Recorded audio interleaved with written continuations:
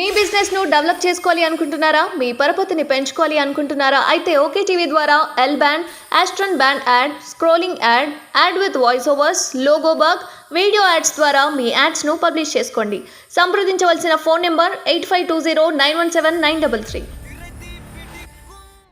ఏపీలో YCP fake ప్రచారం. చంద్రబాబుపై డీప్ ఫేక్ వీడియో, దిగజారుడు రాజకీయం, టీడీపీ అధినేత వీడియో మార్ఫింగ్, కట్ పేస్ట్లతో అసత్య ప్రచారం.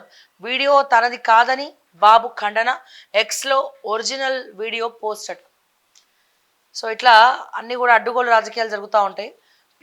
పీఓకేలో జనాగ్రహం, ఎస్ఐ మృతి, 78 మంది పోలీసులకు గాయాలు, కరెంటు ఛార్జీలపై బగ్గుమన్న పౌరులు, గోధుమ పిండిపై రాయితీకి జనం డిమాండ్, గాల్లోకి కాల్పులు జరిపిన పోలీసులపై రాళ్ల దాడి, అట్లాగే ఇంటర్నెట్ బంద్, పీఓకే వ్యాప్తంగా 144 సెక్షన్ విధింపు. సో ఇది మొత్తానికైతే పరిస్థితి.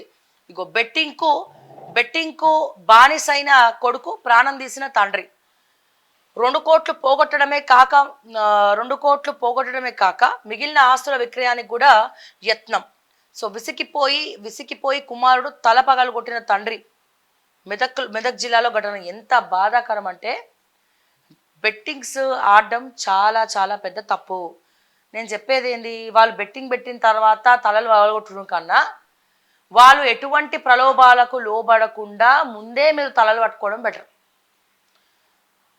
స్మార్ట్ ఫోన్స్ ఇచ్చేస్తున్నాం. సో అసలు వాళ్ళు అందులో ఏం చేస్తున్నారు? బెట్టింగ్లు ఆడుతున్నారు. బెట్టింగ్ యాప్లు చాలా వస్తున్నాయి, ఇందులో పెట్టండి ఇంత వస్తాయి అని చెప్పి మొత్తం ఫేక్ యాప్లు, మొత్తం దొంగ మాఫియా అదంతా. సో దయచేసి తల్లిదండ్రులారా, వాళ్ళు ఆడుతున్నారా, ఏ గేమ్ ఆడుతున్నారు, సో దేంట్లోనే బెట్టింగ్లు పెడుతున్నారా, ఏం యాప్లైనా ఇన్స్టాల్ చేసుకున్నారా అసలు అని అడిగితే, మళ్ళీ పిల్లలకి పోనీ సెక్యూరిటీగా ఫోన్ ఇవ్వాలనుకుంటే డబ్బా ఫోన్లు ఇవ్వండి. బెస్ట్ డబ్బా ఫోన్లు ఇవ్వండి, టిక్కు నొక్కుంటూ కూర్చుంటారు, అదే బెస్ట్. ఈ స్మార్ట్ ఫోన్లు ఇచ్చి దాంట్లో వాళ్ళు ఏం చేస్తున్నారు, ఎక్కడ పోతున్నారు, వాళ్ళు ఎవరితో తిరుగుతున్నారు, లేకపోతే బయట ఎక్కడన్నా ఉచ్చులో బిగుచ్చుకున్నారా, సో ఇవన్నీ కూడా తల్లిదండ్రులుగా మన బాధ్యత. సో ఖచ్చితంగా ఒక కంట కనిపెడుతూ ఉండాలి. సో ఆల్రెడీ డబ్బులు పొడగొట్టినటువంటి కొడుకు క్రికెట్ మ్యాచ్లో ఆస్తులు కూడా తాకట్టు పెట్టే రేంజ్కి ఎదిగే వరకు కూడా మనకి తెలియదు అంటే, సో ఇప్పుడు తల పగలగొట్టి ఏం లాభం? సో ముందు మనం చూసుకోవాలా ఇటువంటి పరిస్థితి రాకుండా. సో ఒక ఎగ్జాంపుల్గా ఉండండి మిగతా వాళ్ళకి, ఎవరికి ఇటువంటి పరిస్థితి రాకుండా. దయచేసి నేను ఒకటే విజ్ఞప్తి చేస్తున్నా, ప్రతిసారి పొద్దున్న స్కూల్కి వెళ్ళినా లేకపోతే కాలేజ్కి వెళ్ళినా ఇంటికి అమ్మాయి వస్తుందా లేదా, లేకపోతే ఎక్కడ పోతుంది ఏంది అని చాలామంది తల్లిదండ్రులు నిఘా పెడతారు కదా. అదే ఎట్లయితే నిఘా పెడతారో డబల్ నిఘా మీ కొడుకుల మీద పెడితే, అబ్బాయిల మీద పెడితే, వాళ్ళు చేసినటువంటి పనులు ఏందో ఎట్లయితే రిస్ట్రిక్షన్స్ పెడతారో అట్లాంటి రిస్ట్రిక్షన్స్ దానికన్నా ఘోరమైనటువంటి స్ట్రిక్ట్గా మీ అబ్బాయిలను పెంచితే గనక అసలు ఎటువంటి అత్యాచారాలు జరగవు.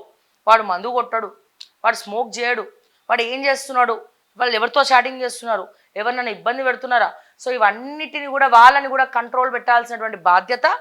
ఇట్లా ఉండు తల్లి అని చెప్పి ఎట్లయితే చిన్నప్పటి నుంచి ఆడపిల్లల్ని పెంచుతామో అదే విధంగా అబ్బాయిని కూడా పెంచాలి. ఒకళ్ళు ఎక్కువ ఒకళ్ళు తక్కువ కాదు, ఈక్వాలిటీ అనేది ఇంపార్టెంట్ ఇక్కడ. సో ఎలా ఒక ఉమెన్ని ఎలా ప్రొటెక్ట్ చేయాలా, ఎలా ప్రేమించాలా, భార్యను ఎట్లా ప్రేమించాలి, తల్లిని ఎట్లా ప్రేమించాలి, అక్కని ఎట్లా ప్రేమించాలి, స్నేహితులు ఆఫ్ కోర్స్ అమ్మాయిలు కూడా ఫ్రెండ్స్ ఉంటారు, సో వాళ్ళని ఎట్లా ప్రొటెక్ట్ చేయాలి. సో ఇవన్నీ కూడా చిన్నప్పటి నుంచి తల్లిదండ్రులు అబ్బాయిలకు కూడా చెప్పుకుంటూ పెంచాలి. డెఫినెట్గా వాళ్ళ మీద కూడా నిఘా ఉంచాలి, ఎక్కడ పోతున్నారు ఏం చేస్తున్నారని.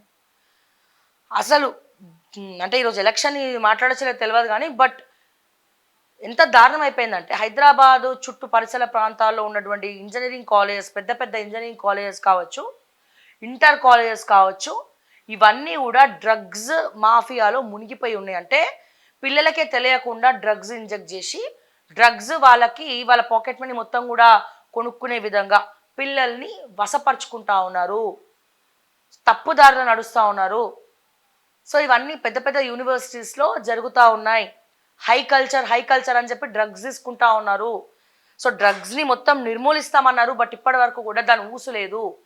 సో చాలామంది యువత వేరే దేశాల్లో, పంజాబ్ కావచ్చు, గుజరాత్ కావచ్చు, సో గోవా కావచ్చు, ఇక్కడంతా కూడా డ్రగ్స్. కానీ అది హైదరాబాద్ వరకు పాకింది, డేంజర్ జోన్లో యువత ఉన్నది.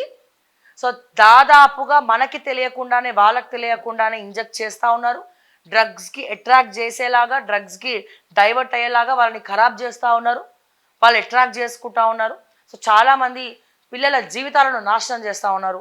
సో దీని మీద ఫోకస్ పెట్టకపోతే మన ఫ్యూచర్ ఆఫ్ తెలంగాణని, ఫ్యూచర్ ఆఫ్ మన యూత్ని మనం కాపాడుకునేటువంటి పరిస్థితి. సో దయచేసి నేను చెప్తా ఉన్నాను, ఒకటే చెప్తా ఉన్నాను, హైదరాబాద్ పోలీస్ కావచ్చు, సైబరాబాద్ పోలీస్ కావచ్చు, రాచకొండ పోలీస్ కావచ్చు, మన డీజీపీ రవిగుప్తా గారు.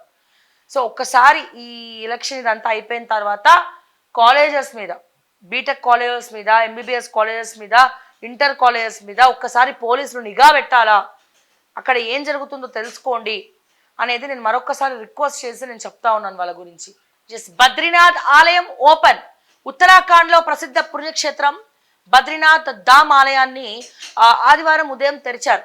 6 నెలల తర్వాత దర్శనానికి అవకాశం రావడంతో భక్తులు పెద్ద ఎత్తున తరలి వచ్చారు. నవంబర్ వరకు ఆలయం తెరిచే ఉంటుంది.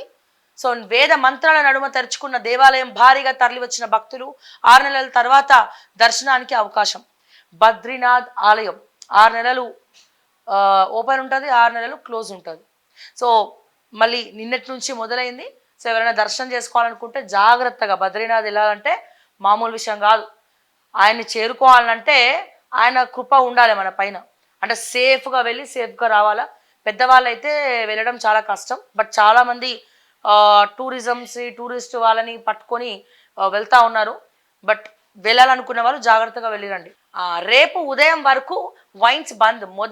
నేటి సాయంత్రం వరకే ఆంక్షలు. తాజాగా మరో 12 గంటలు పొడిగింపు. హైదరాబాద్ సిపి శ్రీనివాస్ రెడ్డి ఉత్తర్వులు. Very good. మన సిపి శ్రీనివాస్ రెడ్డి గారు నిజంగా is a very legendary police officer. చాలా స్ట్రిక్ట్ ఆఫీసర్, చాలా అంటే చాలా స్ట్రిక్ట్. ఓకే, ఆయన చరిత్ర తెలిస్తే అందరికీ వణుకు ఉడుతూ ఉంటుంది. అండ్ దానికంటే ముందు మొత్తం వైన్స్ బంద్ అని చెప్పేసిండ్రు.